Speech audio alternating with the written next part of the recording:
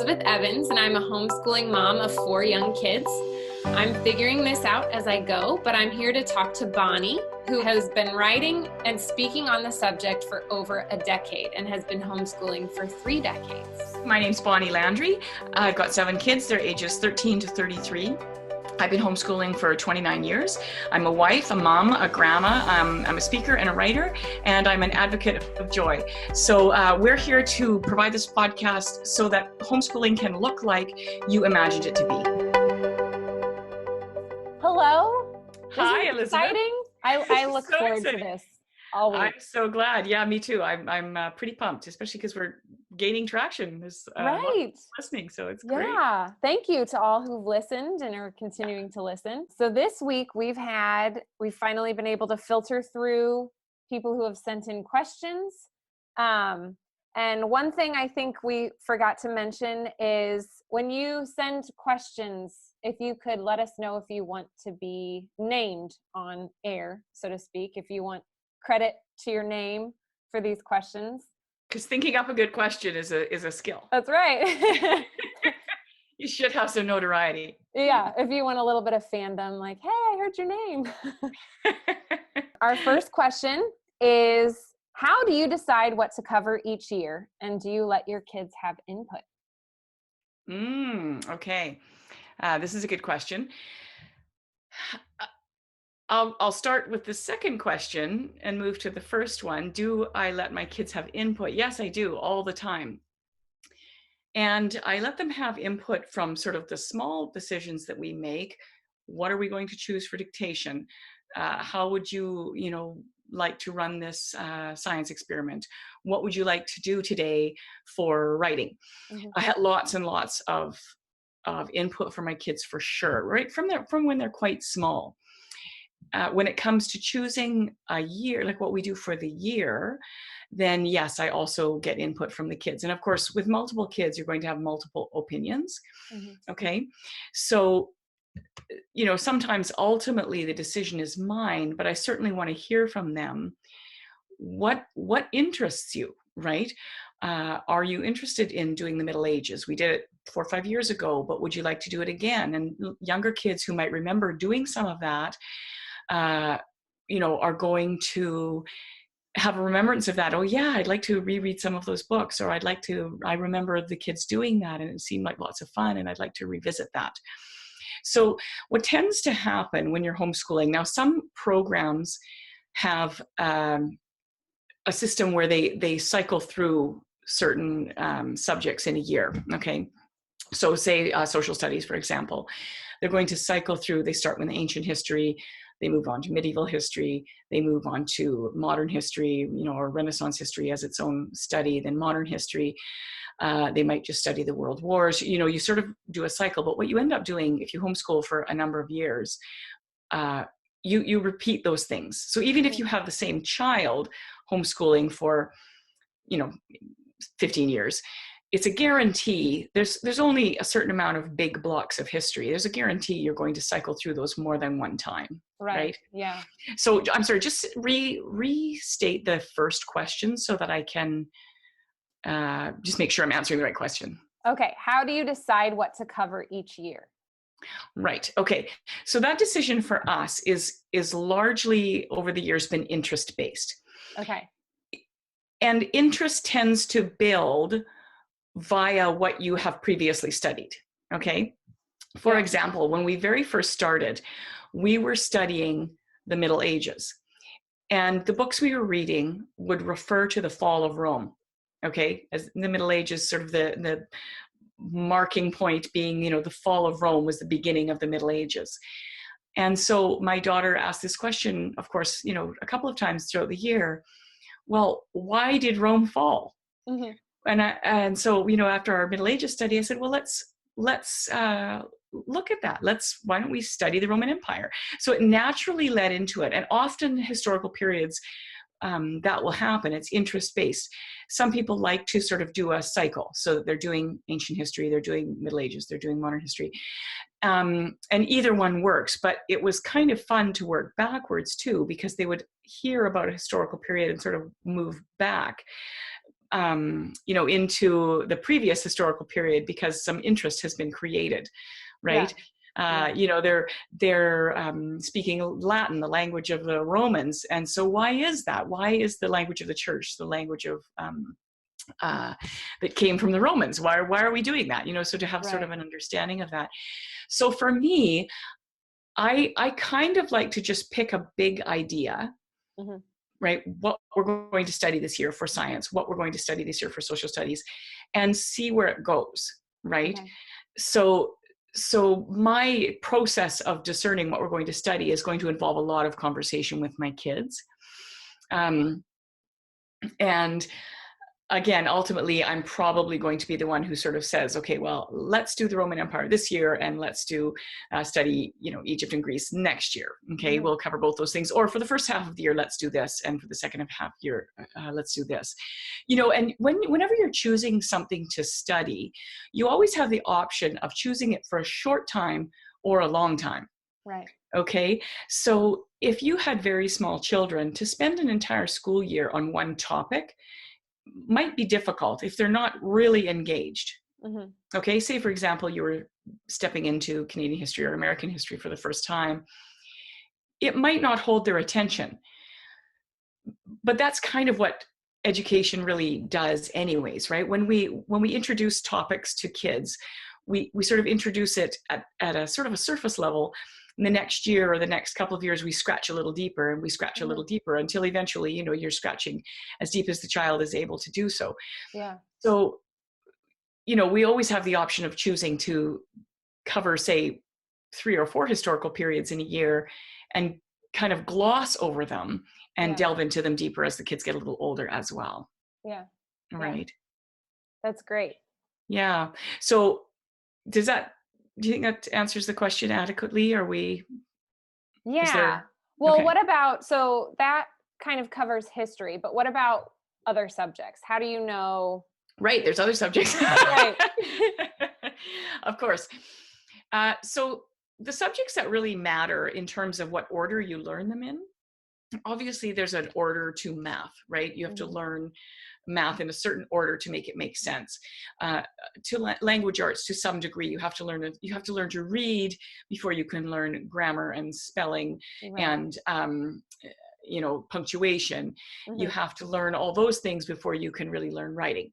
Right. So there's sort of distinct patterns in some subject areas, and so that I would reach out to direction in those subject areas. I would reach out for direction, like even if I wasn't using a textbook for math, if I wondered what I was supposed to do next, I would definitely be looking at a math text.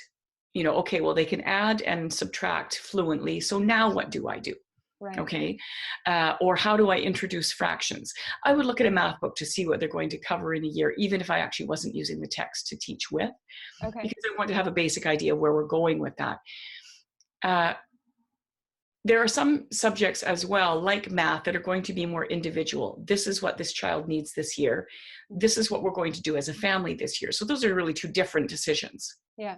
Okay. Yeah. So what am I going to teach with my child? So say that, if I can break that down for a minute, say the one-on-one type subject. So math and language have worked really well as one-on-one subjects in my family. So those are the things where I would be looking at that particular child and saying, okay, where do you need to go from here? What's working for you? What isn't working for you? I think a lot of times this is where a community is really important. So you have actual people you can talk to, and sometimes there's a Facebook community, but you can also just develop your own live in the flesh community of, what worked for your child. My child isn't really understanding this math program I've been using. Do you have some suggestions? And somebody might say, oh, well, for a tactile learner, this is a much better program. So those are individual per child decisions. And also, what aspect of language arts am I going to do with this child? So those are topics that I'm going to address per child. Right. Okay. For language arts, I'm just going to take a look at what the child already knows, okay? Because I work with them one-on-one, and this can be confusing, I think, sometimes when people are just starting out homeschooling, or they're thinking about homeschooling and they're not in it yet. Yeah. You know what your child knows because you're working with them every day. right? So it's Right. not confusing as though they were in school for 3 years and then you pulled them out and you had to figure out where they were at. Mm-hmm. Okay. So I'm going to then determine where they're at and work from there. Okay, well they're a pretty good reader, but their punctuation is lacking. So we're going to work on punctuation this year. While we're doing dictation, I'm going to kind of focus on punctuation as we go along. Right. Right. Yeah. And then, of course, those big family decisions that I was already referring to. Science and social studies, if you're studying art, if you're studying, anything that would be a sort of an enrichment type topic, music history, anything like that, it doesn't really matter in what order you teach those things. Mm-hmm. Social studies, it doesn't really matter in what order you teach those things. Every time you teach it, they're going to take in more information. Right. Right? Yeah. Yeah. Yeah. Oh my goodness. I have so many questions just from what you said. That's good. Yeah. Bring those forward. Because if you do, somebody else does too. Right. Okay. So I do recall that somebody had asked about mentoring. Based on what you just said, do you recommend somebody would find a mentor? You said a group of people to kind of bounce ideas off of. Mm-hmm. I mean, I think as human beings, we really at all times in our life need to be being mentored. Mm-hmm. And I think we also need to be mentoring others. Right. Okay. Right. And we need to have peers that are kind of in the same place as us. So that in terms of just living a balanced life, right. Yeah, we should always have mentors. We should always be mentoring. Even if you think you don't have a lot to offer someone else, there's somebody who say, in your case, who's just starting to have kids and they're dealing with toddlers and they're dealing with sibling rivalry. You have something to offer them because you've lived through it already for, 8 or 9 years. So that's something that you've already done. So you can mentor others. And mostly what we need from mentoring is to know that everything's going to be okay. Yeah. Most of us as human beings need to know, is this normal? Is this going to be okay?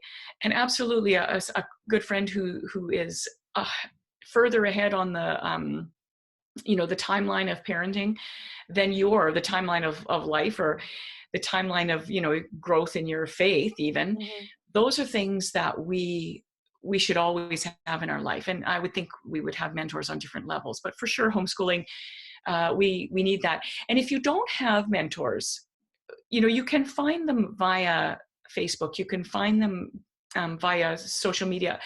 Sometimes, always live is better, but I think it's one of the things that I've realized, I've been very sort of anti-technology most of my life, but I've realized there is actually a place for this because you can't always find a live person, and to feel unsupported in the journey is a really difficult thing to do, to go it alone. Right.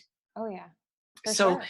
Yeah. So if you can find peers and mentors online, and just put it out there to people. Sometimes, I have people often just email me a question and say, I hope I'm not bothering you. And I hope you don't mind me asking these questions, but at this point in my life, I do have time to answer those questions. If I didn't, I would say, I will answer these questions, but I'll try and point you in a direction that maybe somebody who has a little more time for you right now.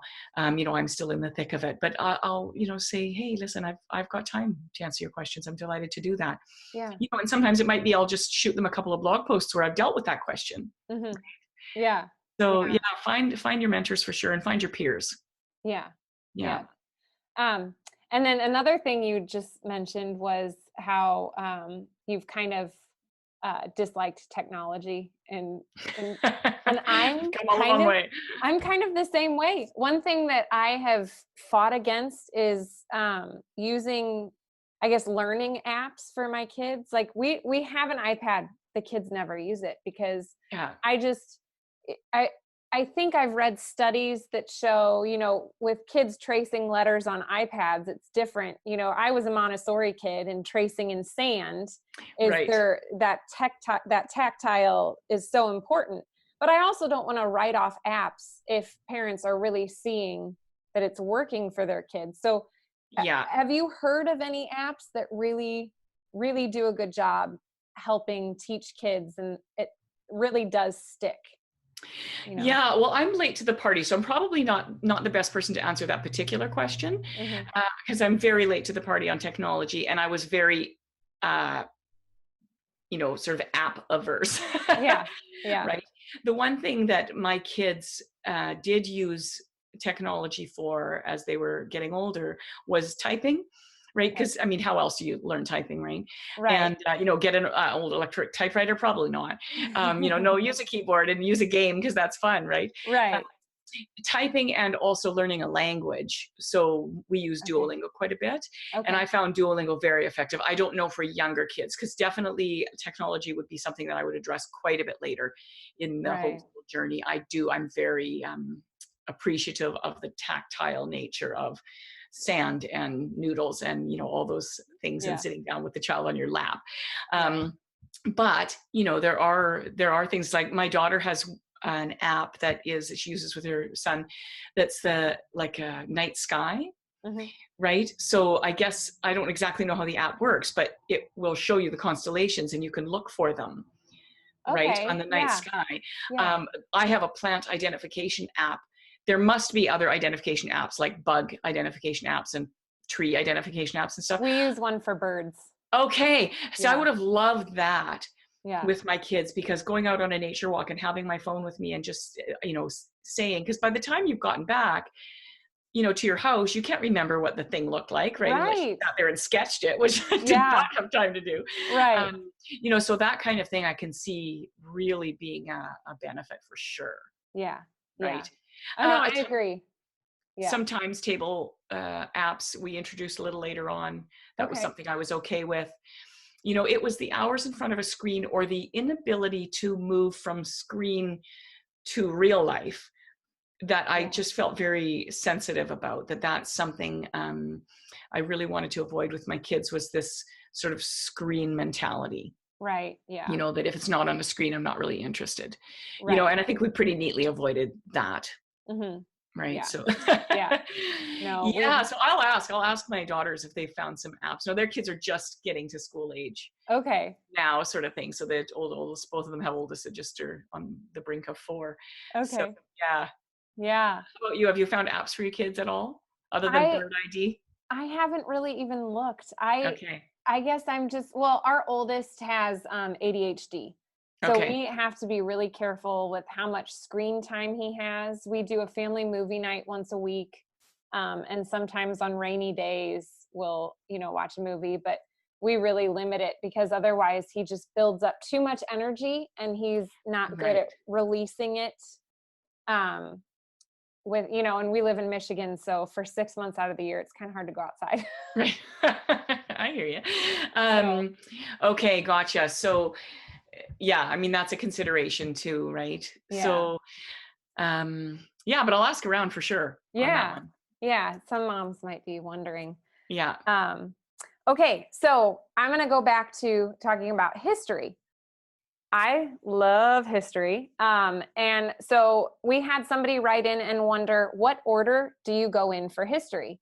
Because I personally have heard two schools of thoughts where you either start at the very beginning of history, Adam and Eve, and then work your way to now.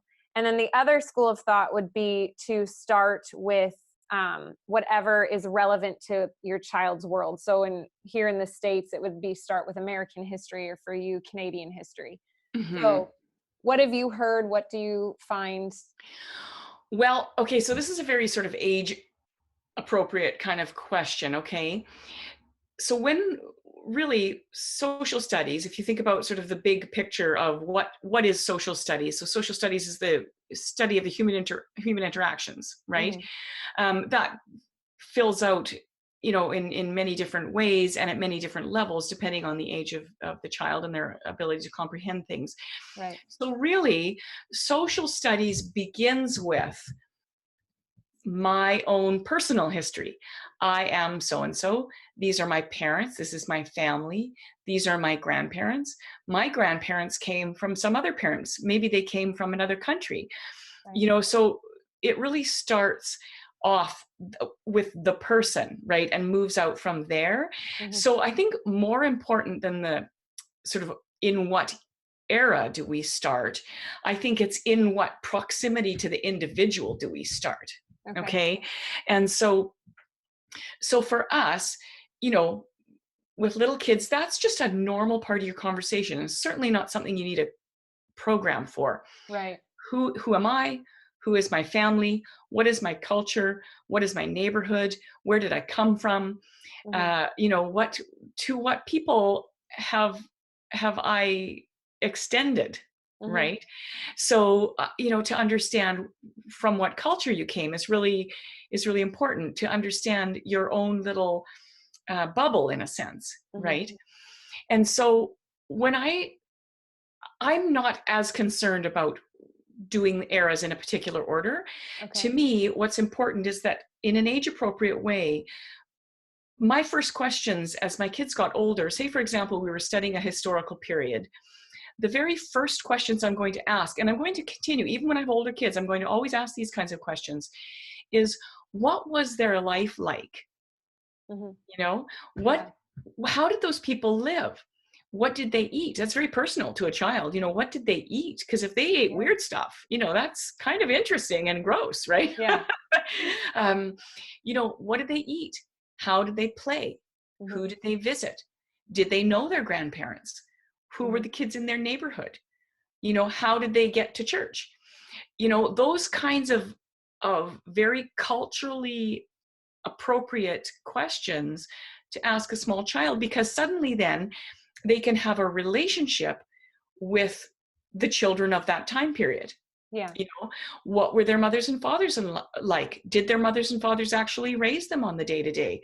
you know what was the rich people's life like compared to the poor people of that era? So Right. those are, to me, really culturally significant questions, and where we sort of start from.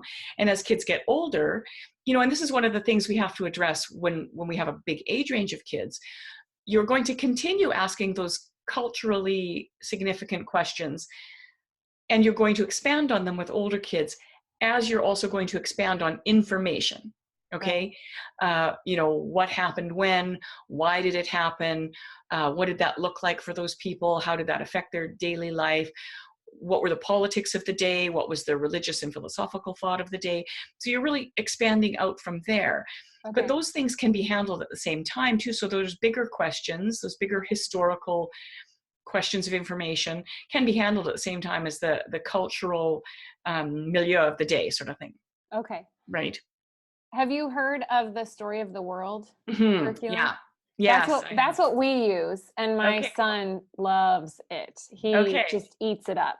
Yeah. And I it's think what we do is very similar to Story of the World. yeah, In a sense, I've gotten that impression that I've listened to a little bit of it, but right. I think that's kind of how we operate. And I mean, using historical fiction in particular is just so valuable to put kids in Yeah. history and help them understand history, Right. and Yeah. help them love it. Help them to Right. really love it. Yeah. Yeah. Well, I thought of it because as you were talking about relating and what did a child do or you know Hmm. eat and all that, that's exactly how the Story of the World book begins.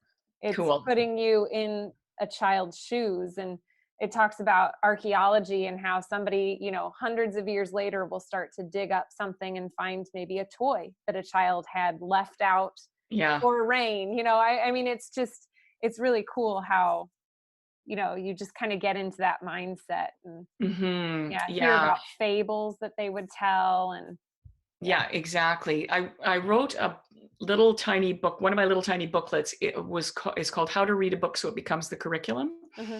And that really was pretty foundational book for me to kind of write it all down so I could sort of get the ideas down clearly. But it's what we had naturally been doing, is what is it you need to have in order to bring history to life? What environment needs to be in your home and in your mindset in order to bring history to life, right? Because Right. I hated history. I hated it in school. I hated social studies. It was just, to me, it was Okay. all so random. It was all so what's the word I'm thinking of? Sort of disjointed, Hmm. you know, because it lacked continuity. And so, 1 year we would study X and 1 year we would study X, but it was a different teacher, it was a different class. There was no Right. relating it to what we previously had learned, Right. you know, Yeah. and there wasn't a story to it. It was mostly facts. And so, I think we've come a long way since that sort of thing Maybe. I mean, when I was in grade school and high school, I felt like they would just do the same thing every year. It's like every Okay. year. And because one of the things that I always wanted to learn about was World War II history. Right. And we'd never get there because we'd spend, the beginning of the year, we'd kind of start all over again. And by the time the end of the year rolled around, we wouldn't really get to, World War II. Right. And we've just finished studying the World Wars. So yeah.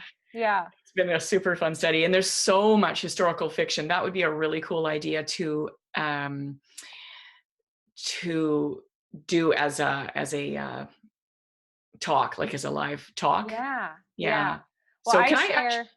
I explore that idea right now and just sort of put it out there to people? Sure. Yeah. Okay. So we had this idea to do some live events. So there would be a live Zoom event where we address different topics.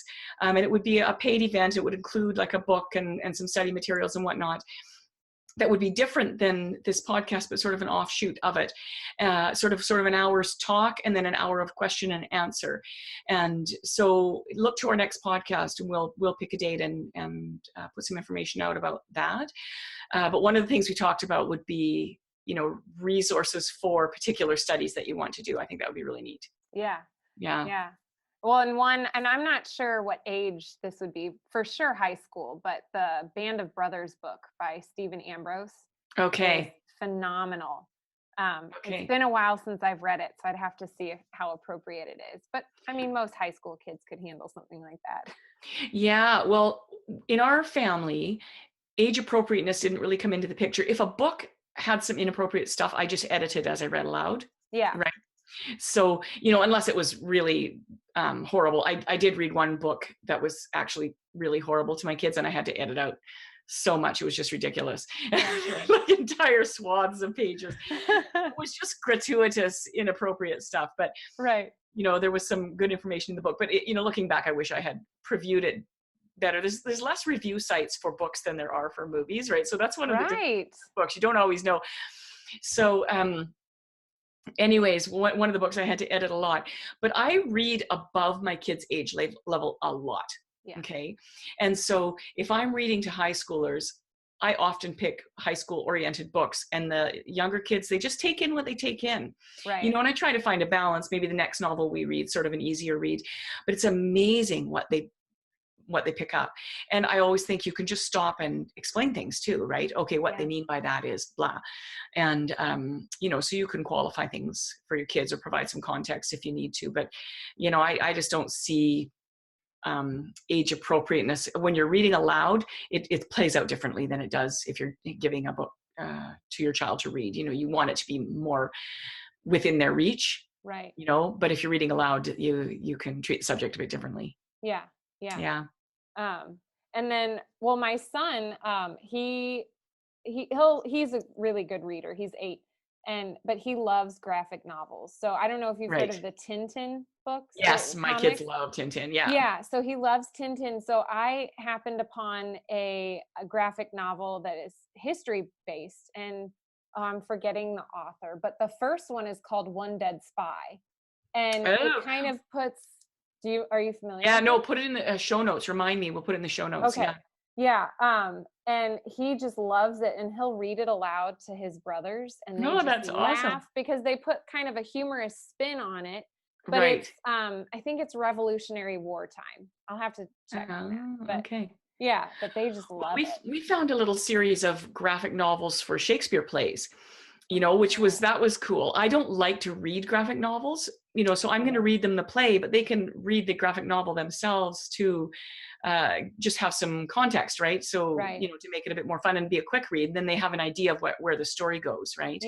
Yeah. So we had Julius Caesar and Macbeth both as graphic novels, which was kind of fun. Yeah. I think there's a kid's book that it's a graphic novel of Shakespeare's play. I wonder if it's the same one. Maybe. Yeah.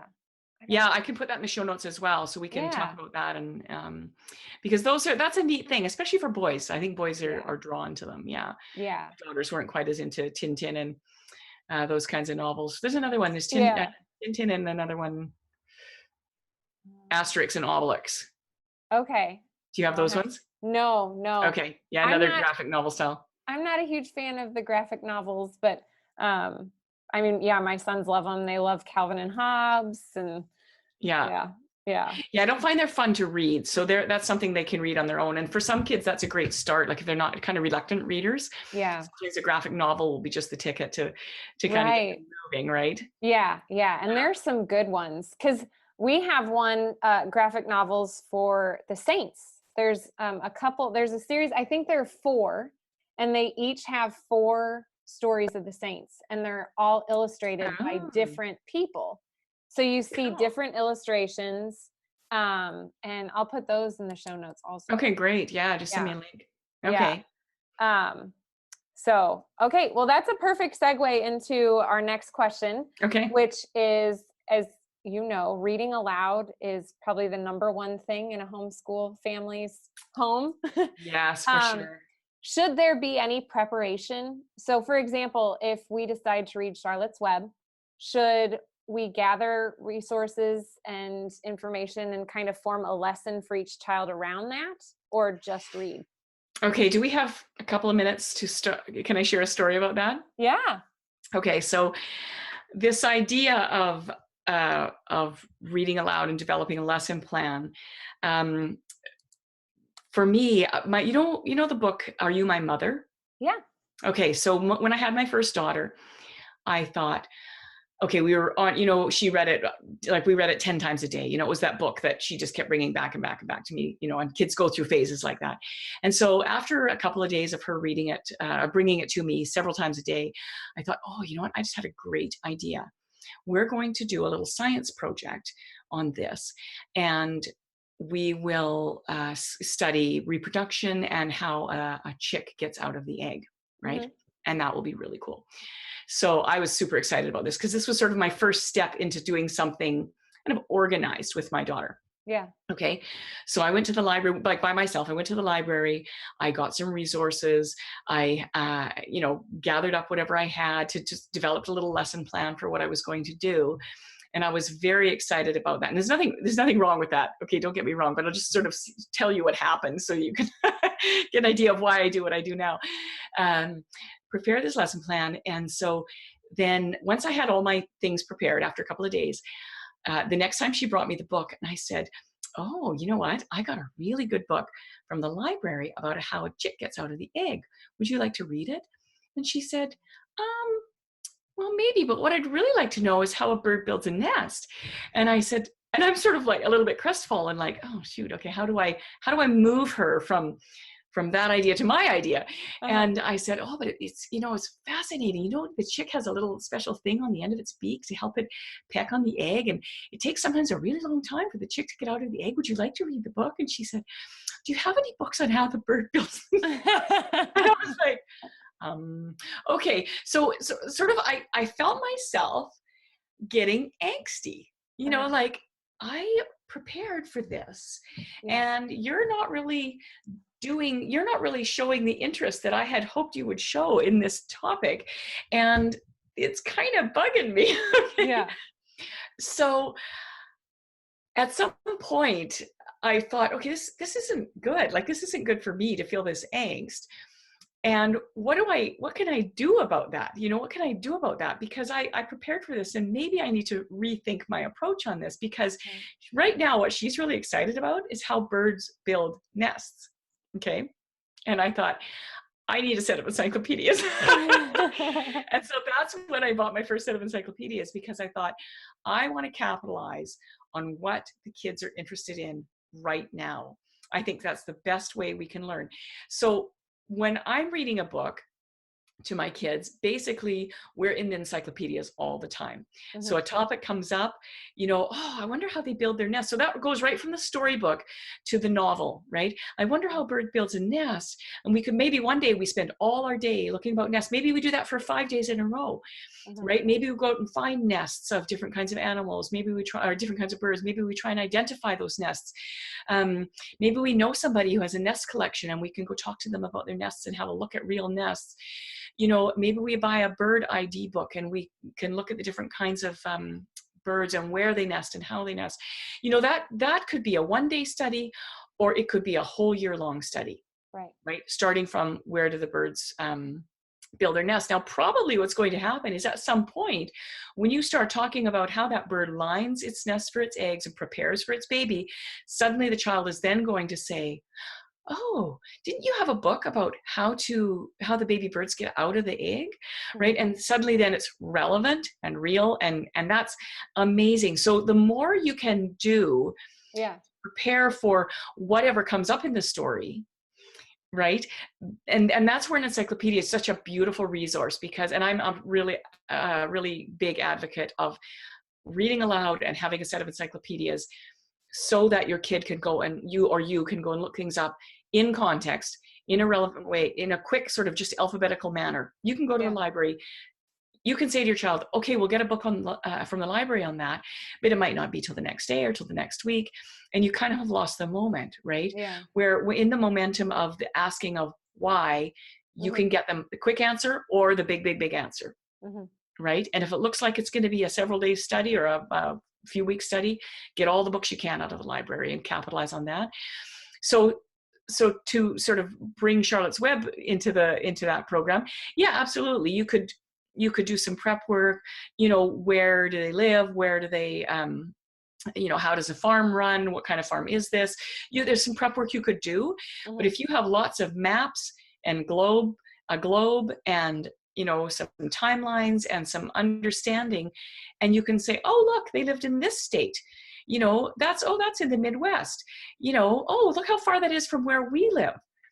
Oh, when was this? Oh, that was when Grandpa was a little boy. That happened at the same time that our grandpa was a little boy right here. Yeah. And, so I tend to prefer to see where things go. I really love that process, and it's a little bit hard to let go sometimes of the developing of lesson plans. And I don't think, again, lesson plans aren't a bad thing. They're just, if they're going to hem you in, right, you have to be aware of what that's doing to you and your own sort of attitude about what learning actually is. Yeah. Okay. Yeah. So, yeah, do I lesson plan? No, not at all, really. Okay. Yeah. And I think, because we don't have encyclopedias, I have the Usborne geography, history, and what's the other one? There are 3 encyclopedias. So I have those.